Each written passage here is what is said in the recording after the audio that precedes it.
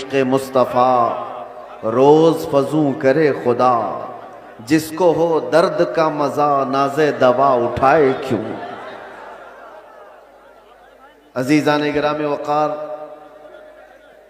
इंतज़ार करते करते आखिर मेरा नंबर आ ही गया और आप तमामी हज़रात को देखकर ऐसा एहसास होता है कि मैं जब इस जलसे में आ रहा था तो गाड़ी वालों से पूछ रहा था कि मुझे कौन से खेती में ले जा रहे हो। पगडंडियों से गुजरते हुए यहाँ आ रहे हैं। इतना बड़ा जलसे का निज़ाम देख करके एक बात तो समझ में आती है, सीमांचल के लोग सही ढंग से अपना घर नहीं बना पाते हैं। लकड़ियों के घर, छप्पर के घर, लेकिन मेरे मुस्तफ़ा के नाम पर आलीशान जलसा तो जरूर सजा लेते।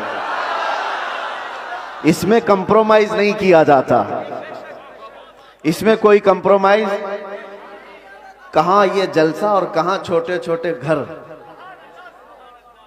कोई मुताबकत नहीं लगती। और बहुत बड़े बड़े लोग ये सब नहीं करते, गरीबों के हिस्से में ही ये काम आया करता है। अल्लाह के नबी सल्लल्लाहु तआला अलैहि वसल्लम ने जब मक्का मुकर्रमा में तबलीग शुरू फरमाई थी तो गरीबों ने ही सबसे पहले इस्लाम कबूल किया था और गुरबत में ही इस्लाम फैलता रहा। आज भी मेरे अजीजों, बिहार में बहुत सारे इलाके हैं, लेकिन हम बहुत दूर बैठकर यहाँ के इलेक्शन की धमक भी सुनते थे तो सीमांचल की बात ज्यादा सुनते थे। उसकी वजह क्या है? बिहार में तो बहुत सारे इलाके हैं, बहुत सारे जिले हैं, इस इलाके का तज़किरा ज्यादा क्यों होता है? वजह यह है कि यहाँ पर वो कौम ज्यादा है जो लोगों की नजरों में चुभती ज्यादा है। और यही बात है कि दुनिया का हर दरिंदा हमारी तरफ देखता है और खूनखार नजरों से मिटाने की कोशिश भी करता है। और ये पहली बार नहीं, चंगेज इसके बड़े भी आए, हलाकू इससे बड़े भी आए, लेकिन वो इस दीन मतीन का कुछ बिगाड़ ना सके। आप भी ना घबराना, ये जलसे कोई खत्म नहीं कर सकता और ना ये नाम हमारे कभी खत्म किए जा सकते हैं। कुछ बात तो है कि मिटती नहीं हस्ती हमारी, कुछ बात तो है कि मिटती नहीं हस्ती हमारी। सदियों रहा है दुश्मन दौरे ज़मा हमारा, यूनान और मिस्र रोमा सब मिट गए जहां से, बाकी मगर है अब तक नामो निशां हमारा। तौहीद की अमानत सीनों में है हमारे, आसान नहीं मिटाना नामो निशां हमारा। और फिर एक बात, बातिल से डरने वाले ए आसमां नहीं है हम, 100 बार कर चुका है तू इम्तिहान हमारा। एक बड़ी लज्जत है, बड़ा अजीब एहसास है बिहार के, बंगाल के, झारखंड के जलसों में। मैं बोलता बहुत भी हूँ, आप लोगों के इंतजामात और इंसरामात के खिलाफ भी, रात भर सजाते हैं और बहुत सारे इसके जो नेगेटिव पॉइंट है उस पर बोलता भी हूँ। लाखों का खर्चा करते हैं, बिहार में जलसे ज्यादा करते हैं, इस पर बोलता भी हूँ। लेकिन दिल में एक एहसास ये भी होता है, जैसी तैसी है कौम, सर्कस में पैसा बर्बाद करने से मेरे मुस्तफ़ा के नाम पर तो लगाती है।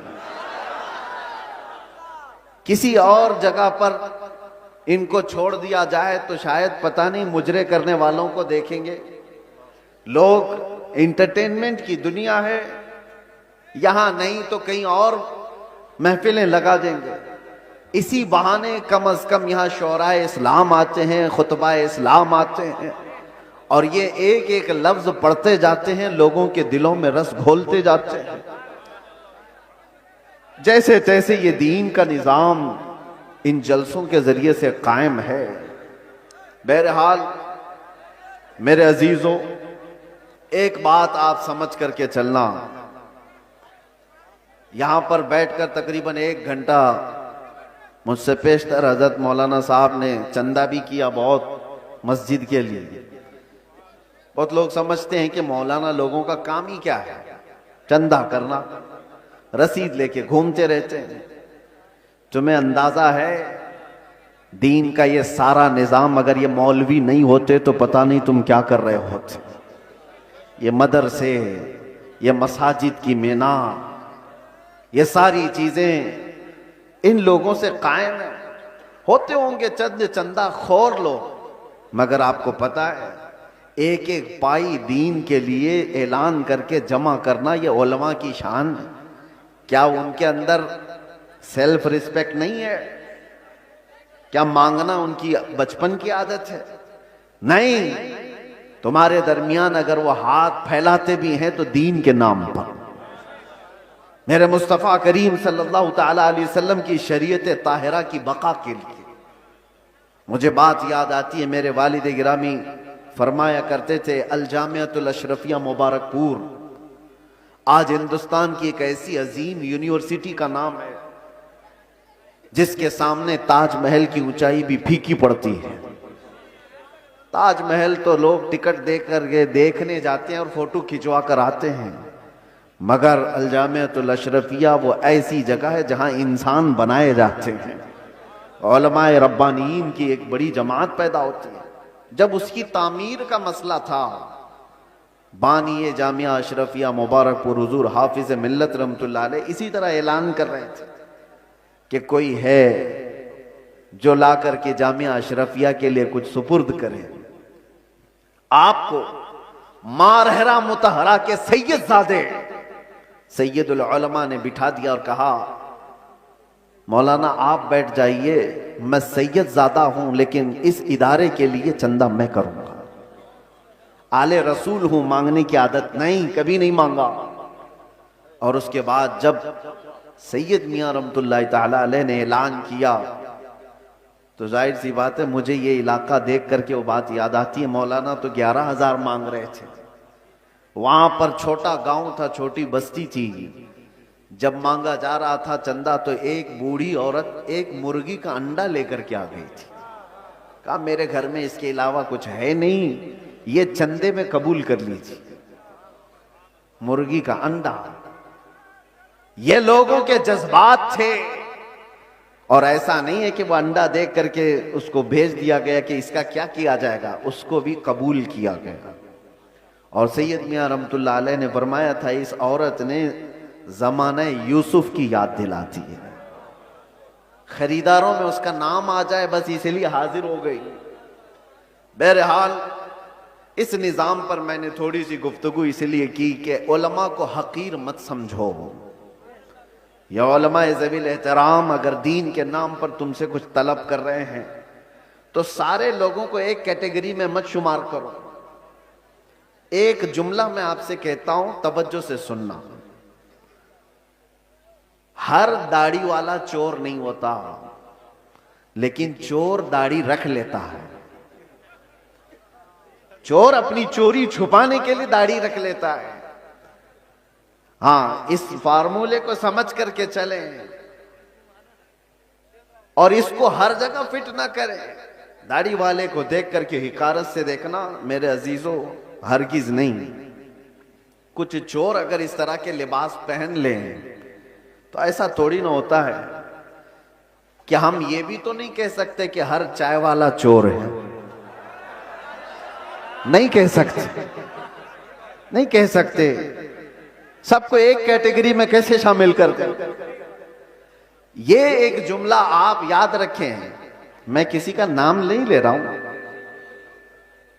और दूसरी बात, उलमाए ज़वील एहतराम के लिए खास तौर पर मैंने आयत करीमा की तिलावत की है खुतबे में, खुतबे के बाद, यंसुरकुमुल्लाहु फला गालिब लकुम, अगर अल्लाह तुम्हारी मदद करे तो कोई ताकत तुम पर गालिब नहीं आ सकती, कोई तुम पर गलबा नहीं हासिल कर सकता।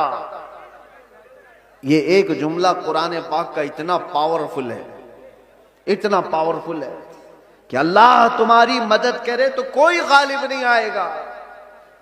और अगर कोई गालिब आया हुआ है हमारे ऊपर तो इसका मतलब है कि तुम महरूम हो, या हम महरूम हैं उस अजीम मदद से जिसका वादा कुरान में अल्लाह ताला ने फरमाया, वो हमारे अमाल की बुनियाद पर।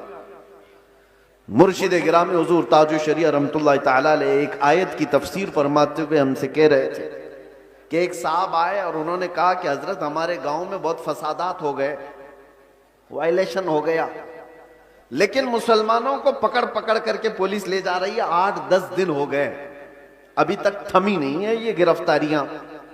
और वो बयान करते करते उन्होंने ये कहा कि ये सारी पकड़ धकड़ जो चल रही है इसकी सारी मुखबिरी मुसलमान ही करते हैं। कौन कहां किस घर में छुपा है और क्या क्या कर रहा था सब मुसलमान ही बताते हैं और आकर के इनको अरेस्ट किया जाता है। तब हजरत ने एक आयत पढ़ करके हमें बताया था, कुरान में अल्लाह फरमाता है वलन यजअलल्लाहु लिलकाफिरीना अलल मुमिनीना सबीला। अल्लाह कुरान में फरमाता है हरगिज हरगिज अल्लाह ताला काफिरों को ईमान वालों पर गलबा नहीं देगा, कभी नहीं। लन का लफ्ज है नफी ताकीद के साथ, हरगिज अल्लाह तबारक व तआला काफिरों को ईमान वालों पर गलबा नहीं देगा। हजरत फरमाते मगर ये कि किसी काफिर की मदद मुसलमान ही करे तो वो काफिर मुसलमान के रास्ते से दूसरे मुसलमान पर गलबा करेगा। बात समझ में आ रही है? एक मुसलमान को जरिया बना करके ही दूसरा कोई तुम्हारे घर पर हमला करेगा। आज के हालात पर मैं जो बात कर रहा हूं सुनो मेरे अजीजों, बहुत सारे मुसलमान अपना फ्यूचर आज बना नहीं पा रहे हैं, इनको पता ही नहीं है किसके साथ जाना है और किसका साथ देना है। हालात ऐसे हैं कि किसी और मुसलमान को गिराने के लिए एक मुसलमान किसी काफिर और मुशरिक की मदद पर भी राजी हो जाता है। यही मैं बता रहा हूं कि कभी तुम्हें कोई कौम मगलूब नहीं कर सकती जब तक कि तुम्हारे अंदर के गद्दार तुम्हें मगलूब ना करें। जब तक हमारे दरमियान मौजूद जमात के मुनाफिकीन हमारे खिलाफ ना खड़े हों तब तक कोई कौम हमें डायरेक्ट नहीं गिरा सकती। अभी 1 महीने पहले की बात मैं बताऊं, और सीनियर ऑफिसर ने मुझसे कहा कि मौलाना आप डरते क्यों हैं, आपकी कौम को कोई भी हरा नहीं सकता, ये हम जानते हैं। ये मैं सुनता था पहले, लेकिन डायरेक्ट सुना आपकी कौम को कोई कुछ नहीं कर सकता, आपकी कौम ही आपकी कौम को बर्बाद करती है, बाकी कोई नहीं कर सकता। आज भी दूसरों को इस बात का यकीन है कि हमें कोई भी गलबा हासिल करके गिरा नहीं पाता जब तक कि हमारा अंदर का मुनाफिक उसका साथ नहीं देता। ये गद्दारों की जमात, ये मुनाफिकीन की जमात, मैं जानता हूं सैफी साहब यहां मौजूद है, मैं आपसे कह रहा हूं कि उस वक्त कैफियत क्या होती होगी। ये स्टेज पे मौजूद सारे उलमा, हमारी बिरादरी, उलमा बिरादरी, हम गिरफ्तार होकर के 200 लोगों के दरमियान हैं, पहरेदारी में कोई कसर नहीं छोड़ी जा रही है, कोई कसर नहीं छोड़ी जा रही है। सारे इर्द गिर्द हमारे अतराफ कुर्सियां लगाकर बैठे और सवालात पे सवालात, सवालात पे सवालात। और उस वक्त इन्वेस्टिगेशन करने वालों को कुछ लोगों के मैसेजेस आते हैं और कहते हैं ये मौलाना से ये भी पूछो, ये भी पूछो। क्लिपें हमारी काट काट करके भेजी जा रही हैं तकरीरों की कि इन्होंने यहां पर ये कहा, इन्होंने यहां पर ये कहा। वो बेचारे सवालात करने वाले वो कहते हमको तो आपके बारे में उतना मालूम नहीं था, ये इतनी सारी चीजें आ रही हैं, मैंने पूछा नहीं कौन है, लेकिन सामने वाले ने बताया कि फला पीर साहब है, फला मौलाना साहब है। मैं जानता हूं मेरे अजीजों, मैंने इससे कबल बड़े जज्बात में कहा था, वो भी जानते होंगे जिन्होंने ये सब काम किए हैं हमारे दिल पर क्या गुजर रही थी उस वक्त। हमने सब अल्लाह उसके रसूल पर छोड़ दिया। लेकिन एक बात याद रखना, गद्दारों की जमात से कहता हूं, कल क़यामत होनी है और बारगाह मुस्तफा में हमें भी खड़ा होना है और तुम्हें भी खड़ा होना है। देखा जाएगा कि तुम किसके साथ खड़े होते और हम किसके साथ खड़े होते। देखा जाएगा तुमने किसी एक आलिम को सिर्फ और सिर्फ नामूस रिसालत की बुनियाद पर सजा को तवील करने के लिए, साथ देने के लिए जासूसियों का माहौल बनाया था। कयामत तो होनी है, मौत तो आनी है, कब्र में भी जाना है। ये मत समझ लेना कि सब कुछ यहां पर है। चंद पैसों के लिए जो लोग अपना दीन बेचते थे, कुरान ने उनकी वईद में क्या क्या बयान फरमाया। ये वो लोग हैं जो यहूदी उलमा थे, यही तो किया करते थे। मालदारों को खुश रखने के लिए वो दीन का निजाम बदल दिया करते थे। अब देखना जैसे जैसे ये सख्ता पावर में आज लोग हैं, हुकूमत में जो लोग हैं, मजबूत से मजबूत होते जाएंगे तो तूफान आएगा बहुत सारों के अंदर। कितने तो इधर से उधर निकलने लग जाएंगे कि भाई जिसकी लाठी उसकी भैंस, हमें भी उनकी बोली बोलनी पड़ेगी, हम भी उनके शाना बशाना रहेंगे तो कुछ हमारे भी काम हो जाएंगे। देखना और चंद दिनों के बाद वो चाहे उलमा दिखने वाली जमात में से लोग हों या नेता बनने वाले लोग हों, ये सब वो चाटुगिरी करने वाले लोग इन तूफानों में अब किसके किसके साथ जाने लगेंगे और कौम की दलाली करने लगेंगे। देखना आप चंद दिनों के बाद। और ऐ कौम के गयूर नौजवानों, मोहब्बत मुस्तफा पर और नामूसे मुस्तफा पर तुमने जज्बात में आकर के जो नारे लगाए, इनका पास और लिहाज रखना। चाहे पूरी जमात के बड़े बड़े लोग किसी ऐसी जमात के साथ चले जाएं जो मेरे मुस्तफा के दुश्मन हैं, उन्हें मत देखो, उनकी दौलत ना देखो, उनकी सियासत ना देखो, उनके ऊंचे मर्तबे ना देखो। मैं गरीब ही सही, मेरे दामन में मेरे मुस्तफा की मोहब्बत काफी है। इस पर कायम रहना। तुम्हारे घर छप्पर के हैं, तुम्हारे इलाके बाढ़ से डूब जाते हैं, बहुत सारे मामलात हैं, इस पर राजी रहना, लेकिन ईमान का सौदा कभी ना करना। नामूस मुस्तफा का सौदा कभी होने नहीं देना। ऐसों की जमात से अपने आप को बचाए रखो जो दीन का सौदा करते हैं। मेरे अजीजों, एक बात मैं कह रहा था, मौलाना अभी जो चंदा कर रहे थे एक मस्जिद ही के लिए, लोग मजाक उड़ाते हैं हमारा। सुन्नियों के जलसे देखो चंदे कर रहे होते हैं। अरे भाई करेंगे ही ना, हमारे पास सऊदी रियाल थोड़ी ना आते, हम तो गरीबों से ही बना रहे हैं जो कुछ भी बना रहे हैं। हमारे पास कौन सी हुकूमत है? ना सऊदी है, ना कतर है, ना कुवैत है, कुछ नहीं है। हो सकता है तुम्हारे पास डॉलर भी आते हो, रियाल भी आते हो, पाउंड भी आते हो, तुम्हारे आकाओं से सब आता होगा। ये गरीबों की बस्ती में जो आता है इनकी मेहनत मजदूरी की कमाई से ही आता, और इसीलिए रियालों पर पलने वालों से डर कौम को, दुनिया को नहीं है। इन गरीबों की बस्तियों से लोगों को डर है कि इनकलाब पैसे के लालचियों से नहीं आता, ये ईमान पर जिंदा रहने वाली गरीब कौम से इनकलाब आता है। गुरबा से दुनिया डरती है। आपको पता है कैसर और किसरा की ताकत का अंदाजा लगा सकते हो? कैसर कहते थे रोम के बादशाह को, किसरा कहते थे ईरान के बादशाह को। ये उस जमाने की बात कर रहा हूं जब तकरीबन पूरी दुनिया में दो बड़े सुपर पावर हुकूमतें थी। Super power, Persian Empire, Roman Empire. Roman Empire कैसर, पर्शियन एम्पायर किसरा। ये मेरे मुस्तफा करीम सल्लल्लाहु ताला अलैहि वसल्लम के जमाने की बात कर रहा हूं। और जब हुजूर पाक के जमाने से थोड़ा सा जमाना आ गया, सिद्दीक अकबर का, फारूक आजम का, मदीने से ये सहाबा की जमातें निकली थी और ये बात कर रहे थे कैसर और किसरा से मुकाबले की।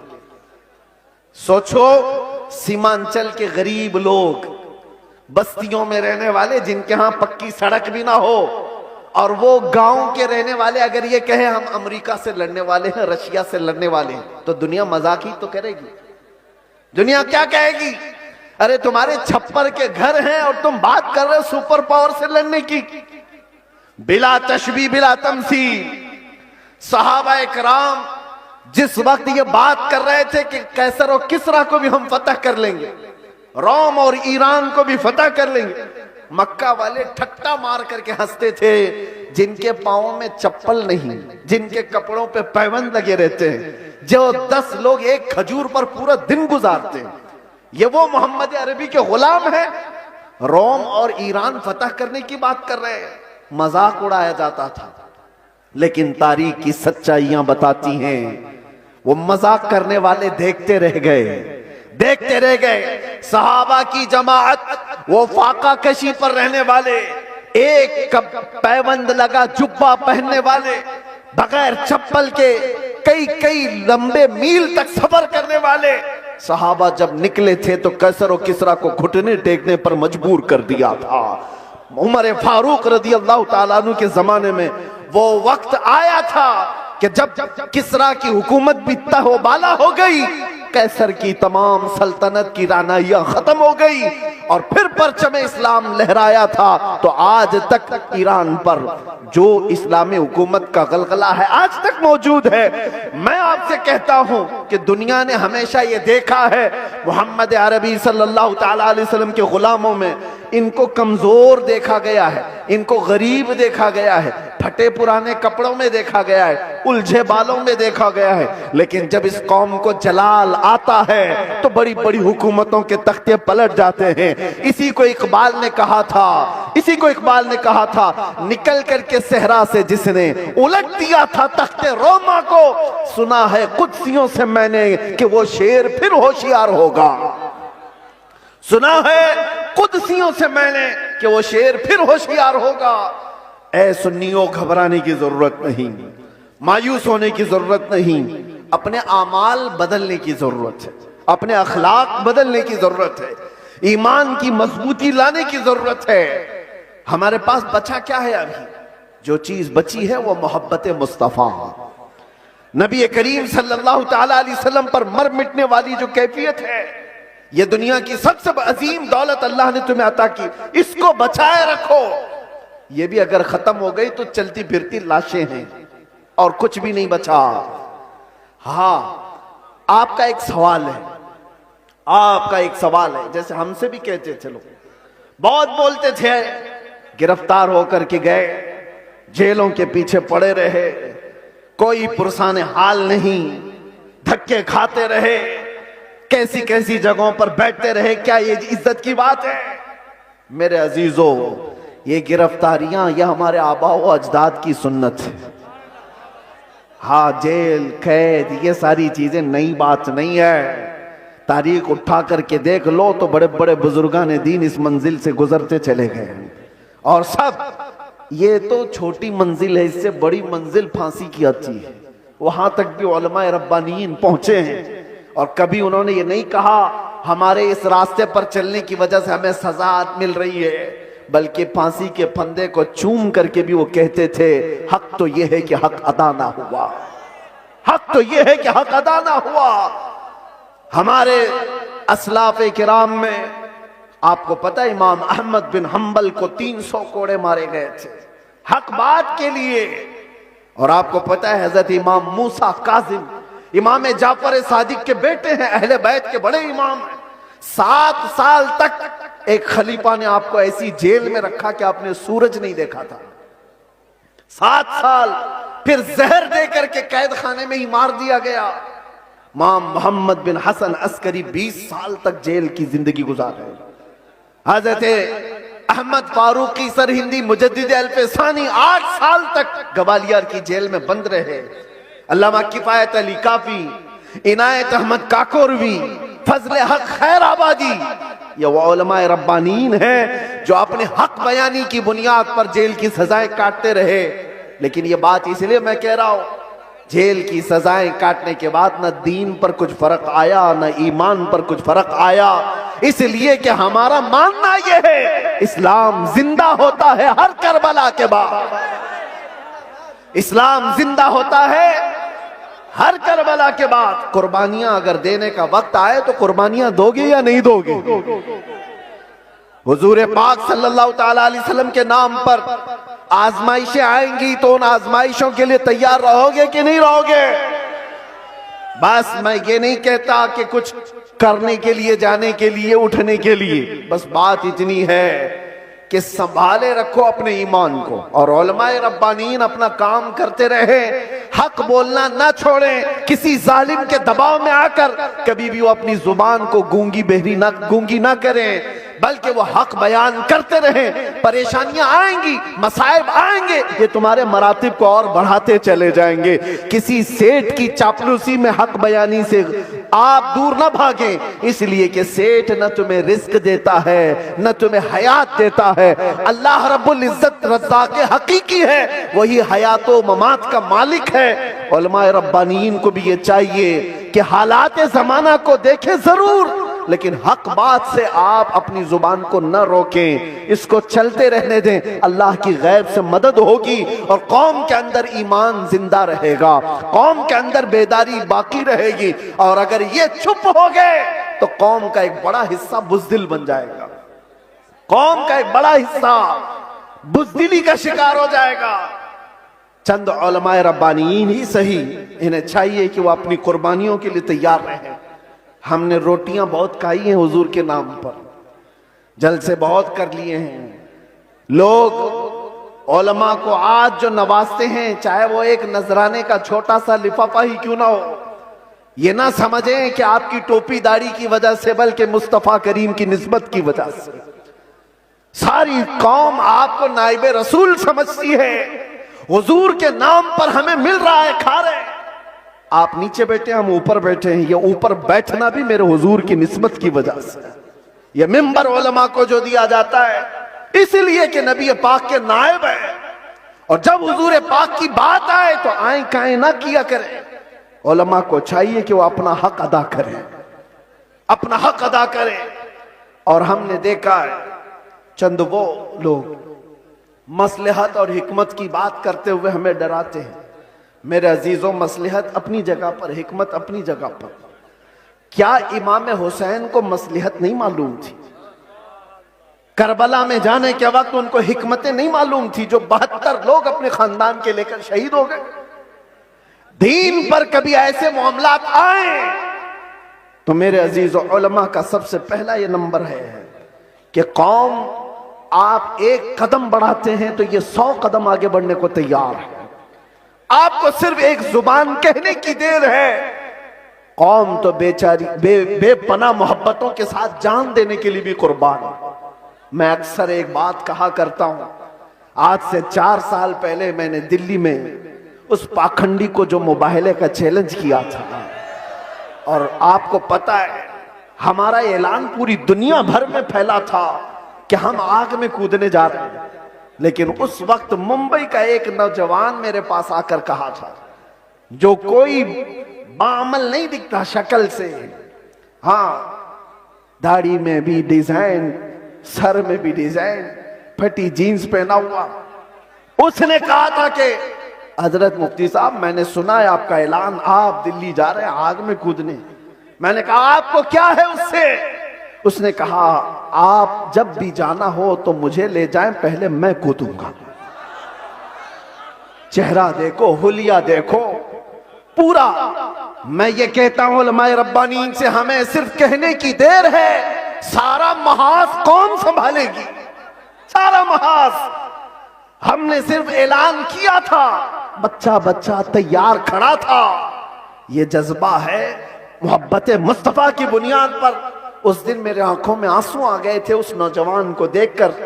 उसने कहा था, मैं मस्जिद में ज्यादा आता नहीं, आपके करीब आया नहीं ज्यादा, लेकिन इतनी बात है कि हुजूर से मोहब्बत जरूर करता हूं, और जब उनकी बात आई है तो जान भी दे सकता हूं। मैं आपको बताऊं, उसी नौजवान को देखकर आंखों में आंसू आए। बारगाह मुस्तफा में मैंने अर्ज किया था, या रसूल अल्लाह, आपकी ये उम्मत गुनहगार हो गई, गद्दार नहीं है, गद्दार नहीं है, गद्दारी नहीं करती। तो मेरे अजीजों, इसी चीज को मैं कहता हूं, थोड़ी सी लौ देने की जरूरत है। उलमाए रब्बानीन हक बयान करें, कौम को सही सलीके से चलने का उनको निशाना दिया करें, फिर देखें इनकलाब आएगा, जरूर आएगा। हमें आज ये पता ही नहीं है किसके साथ जाना है, किसके साथ बैठना है, किसके साथ उठना है। जो देखा उसकी तरफ चल पड़े। ऐसा नहीं होता। उम्मत मुस्तफा तुम खैर उम्मत हो, हर कोई तुम्हारा आइडियल नहीं बन सकता, हर कोई तुम्हारा रोल मॉडल नहीं बन सकता। तुम्हारा रोल मॉडल खालिद बिन वलीद हो सकता है, तुम्हारा आइडियल सलाहुद्दीन अय्यूबी हो सकता है। अरे गैरे नत्थू खेरे को देखोगे तो बुज़दिली तो आएगी। फिल्मों में नाचने वाले तुम्हारे आइडियल बनेंगे, तुम उनके फैन हो, उनकी तरह कपड़े पहनने की कोशिश करोगे, उनकी तरह लाइफस्टाइल बनाने की कोशिश करोगे। याद रखो वो जहन्नम में जाएंगे तो साथ तुम्हें भी लेकर जाएंगे। हाँ, लाइफस्टाइल बनाना है तो मेरे मुस्तफा के गुलामों की लाइफस्टाइल बनाओ। वो सहाबा रिदवानुल्लाह ताला अलैहिम अजमाइन जो दुनिया के सबसे अच्छे इंसान थे इस रुए जमीन पर, वो हमारे रोल मॉडल है, वो हमारे लिए आइडियल है। कौम को ये मैं कहता हूं, सहाबा को पढ़ो, उनकी सीरत पढ़ो। रोजाना इंटरनेट का जमाना है, सर्च करो मेरे नबी पाक सल्लल्लाहु ताला अलैहि वसल्लम के सहाबा की सीरत। आज से ये पाबंदी कर लो कि कम से कम 100 सहाबा की सीरत, उनकी तारीख में पढ़ के रहूंगा।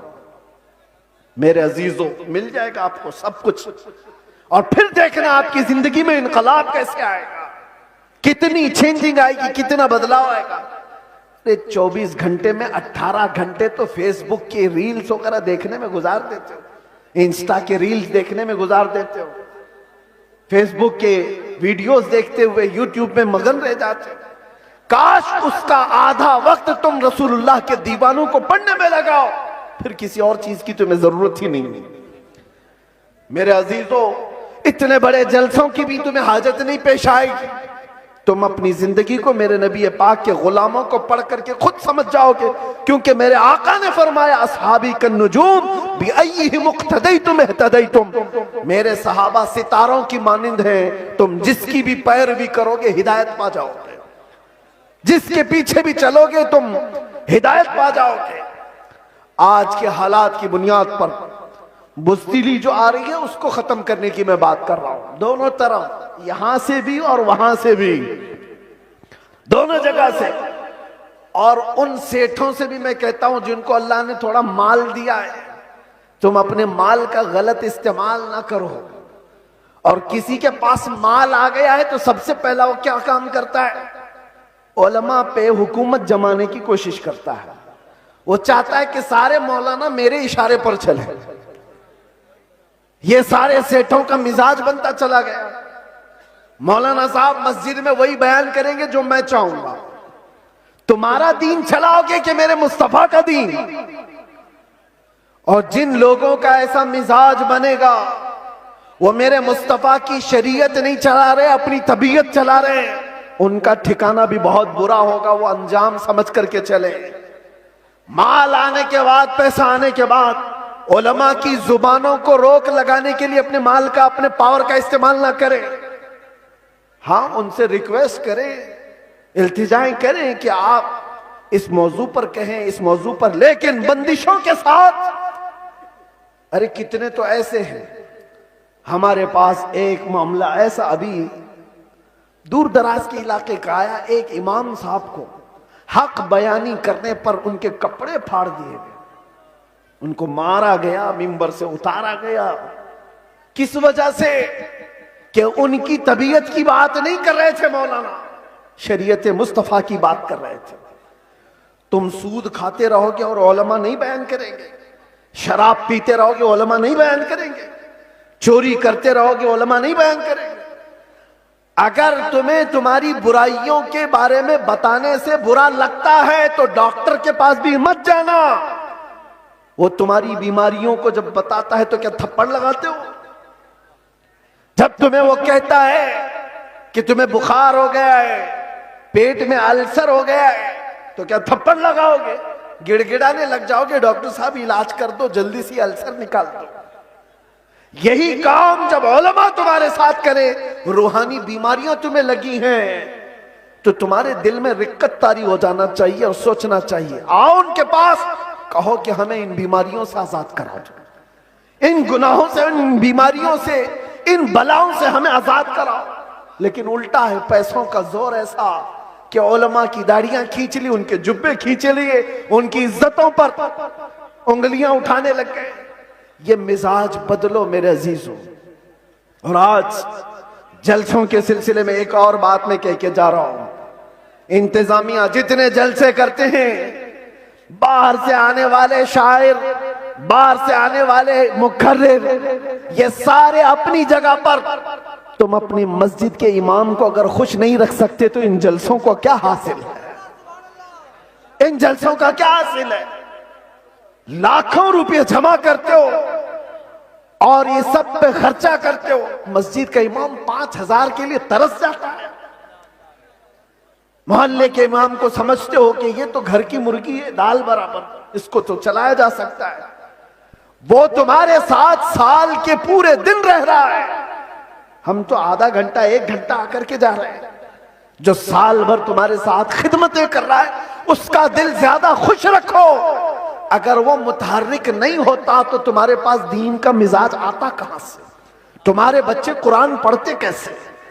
अगर वो मेहनत ना करे तो अलिफ से बा तक ना आए बच्चों को, तो फिर सबसे पहला हक है उसका ये मिजाज भी बिहार हो कि कहीं पर भी हो। मैं ये देना चाहता हूं, हम नजराने के लिए नहीं आते। एक बात याद रखें कान खोल करके, बहुत सारे लोगों ने बना रखा होगा। मैं आज ऐलानन ये कहता हूं, हमारे नाम पर कोई दलाली ना करे। हमारा कोई एजेंट नहीं है जलसों के लिए। हम तारीख के लिए बहुत सारे लोग फोन करते हैं और कितनी हमारे पास ऐसी खबरें आई कि फला ने तारीख दिलाने के नाम पर 50,000 ले लिए, 1 लाख ले लिए। कौम से मैं कहता हूं किसी को 1 रुपया भी देने की जरूरत नहीं। अल्लाह रब्बुल इज्जत ने हमें जितना अता किया वो बहुत है, बहुत है। मैंने जलसों को कभी भी जरिए माश नहीं बनाया है। अल्लाह शाहिद है, अल्लाह शाहिद है। किसी भी जगह हमने कभी कोई डिमांड नहीं किया। हाँ, खुशियों के साथ, मोहब्बतों के साथ लोगों ने जो दिया रख लिया, अलग बात है। कभी किसी से तकाजा किया हो तो मेरे सामने खड़ा होकर के बता दे। कभी नहीं। ये बात इसलिए कर रहा हूं कि अल्लाह तबारक व तआला ने जो अता किया वो बहुत है। हम अपने पैसे से सफर का खर्चा भी निकाल सकते हैं और आकर के बगैर किसी चीज के जा भी सकते हैं। हमें किसी चीज की हाजत नहीं। लेकिन आज से मैं कहता हूं मकामी उलमा को पहले खुश रखो। अगर वो खुश रहे तो दीन का मिजाज बना रहे। और अगर उनको इस हालत में रखे हो कि उनको देखो तो लगे कि यतीम है, बेसहारा है, लावारिस है, किसने इनकी हालत बना रखी है? ये जेबों पर लोगों की नजर क्यों डालने लग गए? तुमने खुश नहीं रखा। तनख्वाहों में कटौती ऐसी करते चले गए कि उनको एक एक पाई के लिए तरसाते रह गए। मैं जानता हूं कई इमाम ऐसे हैं जो मस्जिद के दिए हुए छोटे से घर में अपनी पूरी जिंदगी गुजार कर चले गए। मदरसे में मुख्तसर सी तनख्वाह पर 40 साल पढ़ाते रह गए। ये सारे खिदमात उनकी अपनी जगह पर। हाँ, कुछ लोग अगर बिगड़े हुए हों तो उलमाए सू हो सकते हैं, मैं उनकी वकालत नहीं कर रहा हूं। कौम का मिजाज बदलने की बात कर रहा हूं। कौम का मिजाज, हमें बुलाने की कोई आजत नहीं। हम अपनी जगह पर बैठे, जहां से तकरीर करेंगे फैल जाएगी, आ जाएगी आप तक। मुंबई में खड़े होकर के जुमा में खिताब करते हैं तो पूरी दुनिया में फैलती है, आ जाती है। हम सिर्फ और सिर्फ बड़े इसरार की वजह से आ जाते हैं। हम ये नहीं चाहते कि आपका माल जाया हो, बर्बाद हो। आप ये सारे माल का जो सही इस्तेमाल है वो अहले सुन्नत व जमात की मजबूती के लिए ही पर लगाओ। ये क्या मिजाज है बना रखा है? बहुत सारी फॉर्मेलिटीज हम देख रहे हैं। नात खानी भी नोट खानी की तरह, जिसको देखो उसको पैसों की तलब में अगर नात पड़ी जाती है तो वो नात नहीं रहती है, वो नात नहीं, उससे इश्क मुस्तफ़ा नहीं आता। इश्क मुस्तफ़ा तो वो है। आज से तकरीबन 70 साल पहले मैंने पहले एक मैगजीन आता था माहनामा अल मीज़ान, और इस्तिकामत, माजरत, माहनामा इस्तिकामत, उसमें एक चीज लिखी हुई थी, बड़े उलमा बैठे हुए थे। एक शायर नाते मुस्तफा पढ़ रहा था और उसके शेर का मफहूम ऐसा कुछ था, एक तरफ काबा है, एक तरफ गुंबद खजरा, दरमियान में मैं हूं, इधर जाऊं कि इधर जाऊं। 18 मरतबा उसने एक ही मिसरा पढ़ा, 18 मरतबा। होता है लोग पक जाते हैं, ये शायर लोग क्या पढ़ रहे हैं, लेकिन वो शायर ऐसा नहीं कि जिस शेर पे पैसा मिल रहा है उसको रिपीट कर रहा हो, जिस शेर पे पैसा मिले उसको बार बार पढ़ते जाओ, नहीं, कोई नहीं। वो उलमा की महफिल थी, 18 बार जब पढ़ा उसके बाद गश खाकर गिर गया। उलमा इकराम बैठे हुए, वो उठाने के लिए आए तो देखा उनकी रूह परवास कर चुकी थी। ये नाते मुस्तफा है। पहुंचा वहीं पर जिसकी मदहसराई कर रहा था, और यहां तो लोग हुल्लड़बाजी कर रहे होते हैं। ये नात नहीं है। नात खानी को नात खानी रखो, नोट खानी मत बनाओ। तुम्हारे पैसे संभाल रखो, देने का इतना शौक है तो बाद में क्यों अलग से ले जा करके नहीं देते। ये उछालना क्या है, ये मुजरा करना क्या है, ये तमाम चीजें क्या है। लोगों को देखा गया है, उनके पास गड्डियां हैं, वो एक साथ देना नहीं चाहते, छुट्टे छुट्टे निकाल निकाल कर, ताकि पूरी दुनिया उनके माल के नजारे देखे। वो अपनी तमाम चीजों की नुमाइश चाहते हैं। मेरे अजीजों, इस मिंबर रसूल को इन तमाम चीजों का खेल ना बनाओ। ये पाक मिंबर है। बुजुर्गाने दीन ने जैसा इस मिंबर को रखा था वैसे ही रखा जाए। मेरे एक उस्ताद फरमाया करते थे, जलसे के 3 रुकन होते हैं, याद रख लीजिए। 3 रुकन हैं, एक इंतजामिया, एक स्टेज के मुकर्रिर, ये 2 गए, तीसरे ऑडियंस, सुनने वाले लोग। तीनों के अंदर अगर इखलास हो तो उस जलसे की धमक पूरी दुनिया में पड़ जाएगी। इखलास हो तो उसके अंदर ताकत और पावर बढ़ जाएगा उस जलसे के अंदर। इखलास कैसे? जलसा कराने वालों का भी इखलास हो कि हम अल्लाह उसके रसूल की रजा के लिए कर रहे हैं, कंपटीशन के लिए नहीं, पैसा जमा करके खाने के लिए नहीं। जलसा किया तो बाकी का पैसा हजम कर लिया, इसके लिए नहीं, इखलास हो। दूसरा रुकन ये मुकर्रिरीन का है, वो पैसा लेने के लिए ना आए हो, वो अल्लाह और उसके रसूल की बात कौम तक सुनाने के लिए आए, उनके दिल में इखलास हो। तीसरा, सुनने वाले भी सर्कस देखने ना आए हो, एंटरटेनमेंट करने ना आए हो, वो अपना घर बार छोड़ करके अल्लाह उसके रसूल के लिए आए हो। जब ये तीनों अरकान में इखलास होता है तो वो जलसा पावरफुल हो जाता है, रूहानियत से भर जाता है। फिर वहां से कहा हुआ हर जुमला ताकतवर होता है। वरना हजारों जलसे क्यों नहीं फायदा देते, क्यों नहीं देते? कहीं तो कोई मिस्टेक है, कहीं गड़बड़ है, इनकी इस्लाह की जरूरत है। कंपटीशन में जलसे ना करो। तारीख लेने वाले लोगों की कतार है। यहां भी बहुत लोग आए होंगे, पहले मिले भी और अब मिलने वाले भी होंगे।